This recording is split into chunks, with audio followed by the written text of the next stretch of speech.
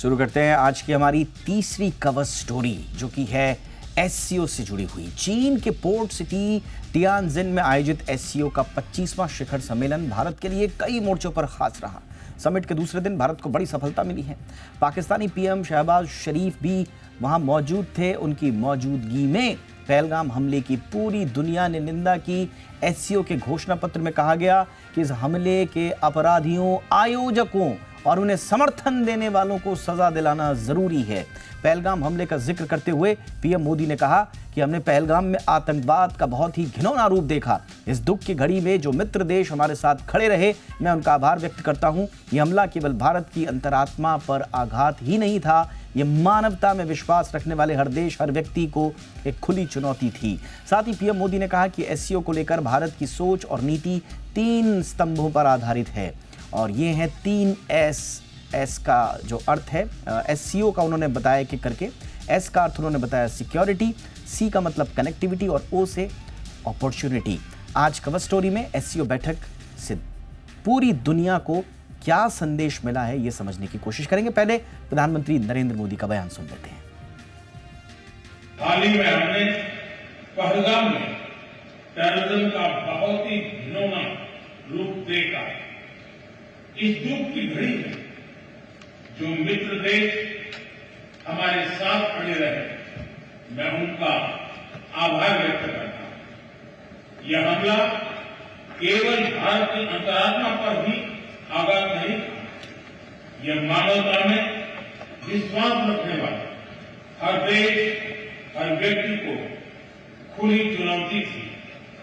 ऐसे में प्रश्न उठना स्वाभाविक है, क्या कुछ देशों द्वारा आतंकवाद का खुलेआम समर्थन हमें स्वीकार्य हो सकता है?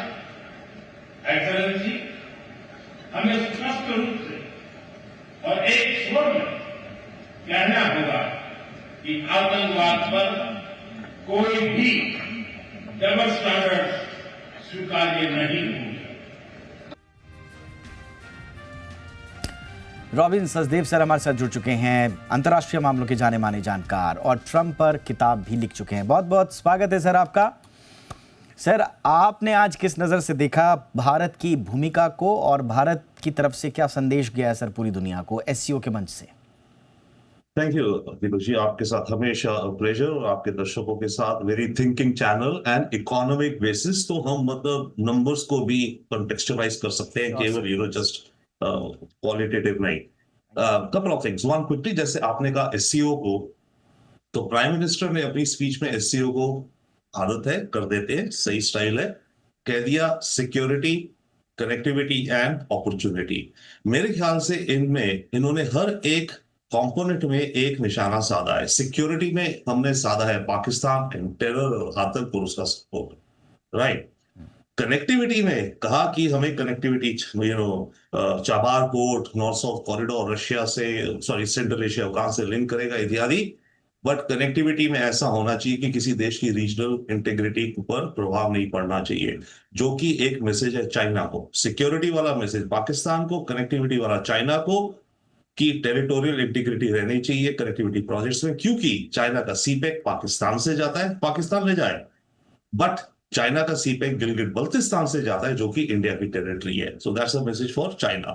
तीसरा, opportunity, I think in a way सबके लिए, but also a message indirectly at Trump, कि इंडिया जिस भी सिचुएशन में वो समझते हैं, देखते हैं, हमारा वर्ल्ड व्यू ये है कि हम अपॉर्चुनिटीज ढूंढते हैं, बनाते हैं, प्रयास करते हैं, जैसे भी स्टॉर्म आए पर हम अपॉर्चुनिटीज ढूंढते हैं, और इस समय दुनिया में अपॉर्चुनिटीज की कमी नहीं है। एक लास्ट पॉइंट, क्योंकि इस एससीओ से, now coming overall SCO by the way, तो इत्तेफाक है, तुक्का है कि इस समय हो रहा था चाइना में। यही अगर ताजिकिस्तान में हो रहा था, क्योंकि एनुअल मीटिंग है, कैपिटल्स में होती है, अगर मानिए ताजिकिस्तान या किर्गिस्तान में होता तो दुनिया का टेंशन इस पे इतना ना पड़ता जितना अब पड़ा है, क्योंकि ये चाइना में हो रहा है, ट्रंप टैरिफ्स के दौरान हो रहा है, और भारत अमेरिका के टेंशंस के बीच हो रहा है। तो इस समय एससीओ से जो भी स्टेटमेंट, कंसेंसस निकल रहे हैं, वो दुनिया का मीडिया, दुनिया के लीडर्स, वर्ल्ड कैपिटल्स बहुत ही क्लोजली ऑब्जर्व कर रहे हैं। पॉइंट इसकी, इस समय दुनिया एक, मेरे ख्याल से मैं आपसे पहले भी शेयर कर चुका हूं, एक सिंपल 3D मॉडल दर्शकों के लिए, just to give an idea, कि ये वर्ल्ड ऑर्डर अभी कुछ एस्टैब्लिश नहीं हुआ, ये एक मैट्रिक्स है।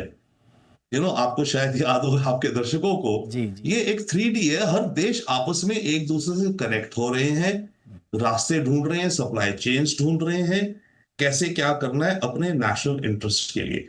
तो ये न्यू वर्ल्ड मैट्रिक्स जो बन रहा है, ये उसको दर्शाता है, ये एससीओ जो है। एक लास्ट पॉइंट में भी इस दौरान ये भी जिक्र हो रहा है, सबके सामने पिक्चर्स भी आ रही हैं, RIC, रशिया, इंडिया, चाइना। अव्वल तो ये RIC अभी एक नोशनल आइडिया है, कुछ ज्यादा इसमें है नहीं, बट यस, इन तीनों देशों में आपस में जितना ज्यादा सर समन्वय होगा। इस पे मैं सर थोड़ा सा चाहूँगा, आप विस्तार से मुझे बताइएगा थोड़ा सा। बट एक इम्पॉर्टेंट चीज़ जो है वो हम देख रहे हैं, चीन के रुख में एक तरह से बदलाव हमने देखा। UN सिक्योरिटी काउंसिल में पहलगाम अटैक के बाद UNSC ने पहलगाम हमले की निंदा की, लेकिन चाइना और पाकिस्तान के दबाव के कारण द रेजिस्टेंट फ्रंट TRF का नाम नहीं लिया गया, क्रॉस बॉर्डर टेररिज्म का स्पष्ट उल्लेख नहीं हुआ उस वक्त। फिर SCO डिफेंस मिनिस्टर्स मीटिंग होती है क्विंगडाओ में 26 जून को 2025 को, वहाँ पर भी संयुक्त घोषणा पत्र में कोई जिक्र नहीं होता है। फिर जब इनके आपस में बैठते हैं चाइना और पाकिस्तान, आपसी जो बायलैटरल की मीटिंग्स हुई अप्रैल जून में, वहाँ पर कोई जिक्र नहीं। अब जाकर जिक्र हुआ है और बड़ा दमदार तरीके से घोषणा पत्र में, तियानजिन घोषणा पत्र में जिक्र हुआ है। तो ये क्या हम इसको चीन की नज़रिए में कोई बदलाव के हिसाब से देखें सर? दो चीजें, पिछले साल कजान में जब मोदी जी और शी जिनपिंग मिले थे, तब से धीरे धीरे हमारा थॉ और इंच बाय इंच प्रोग्रेस हो रही है हम दोनों देशों की, शायद। पर इस समय मेरे विचार से एक और चीज है।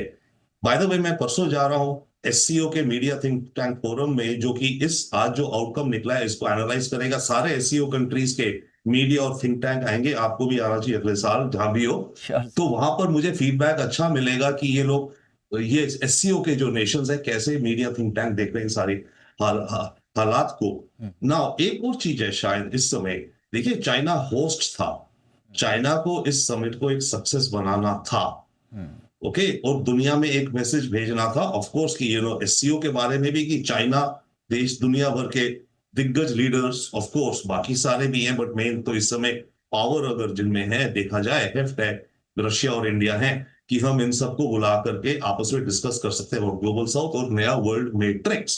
तो ऐसे में ये भी हो सकता है कि चाइना ने इंडिया को कुछ कंसेशंस दिए हैं, अदर देन जो इंच बाय इंच हमारे रिश्ते चल रहे थे, उसमें भी कुछ शायद थॉ है। आज के सर विजुअल्स बड़े वायरल हो रखे हैं और विजुअल चल भी रहे हैं अभी, जिसमें पाकिस्तानी प्रधानमंत्री एकदम कॉर्नर में बिल्कुल स्तब्ध मुद्रा में खड़े हैं और पुतिन साहब और मोदी जी बिल्कुल आगे से निकल रहे हैं।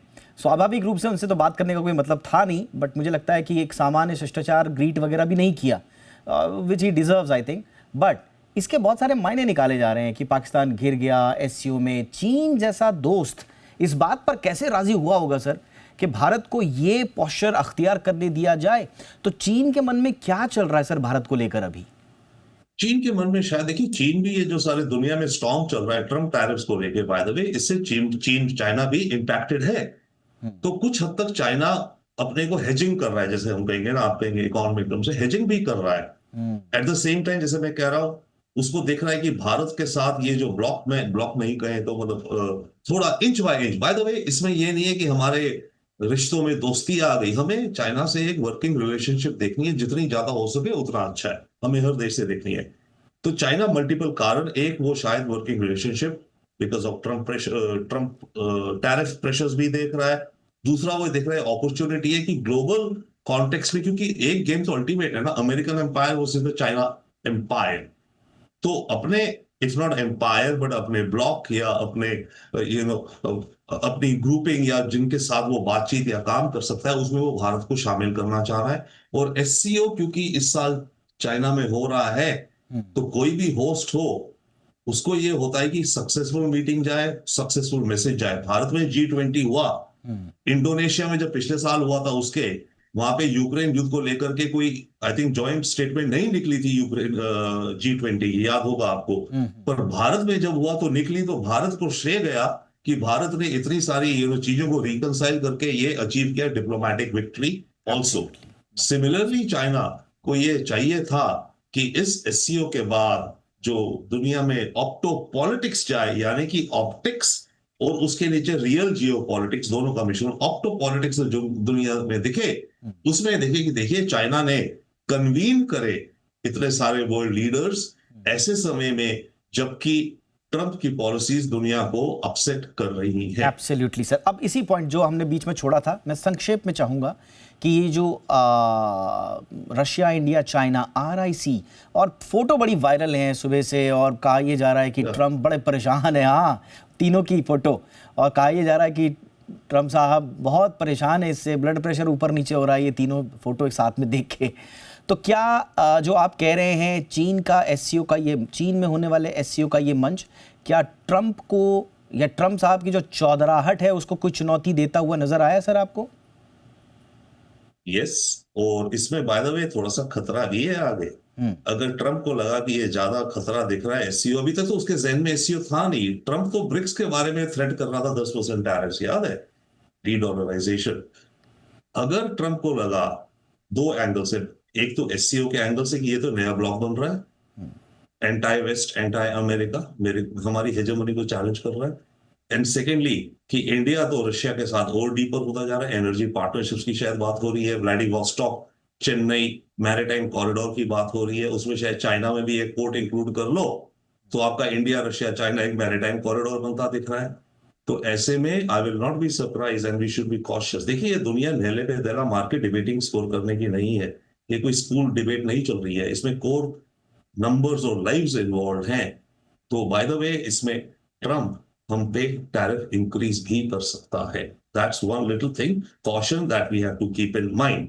Also, I would say, just to give you a reference, a recent reference, अभी भी आया है बयान ट्रंप साहब का कि इंडिया ने ऑफर किया है टैरिफ्स को नथिंग, 0 तक करने का, और अब लेट हो चुकी है। इस तरह के बयान भी, क्या आपको लग रहा है कि भारत की तरफ से कोई ऐसा ऑफर अभी भी होगा, या ट्रंप साहब ऐसी हवाबाजी कर रहे हैं?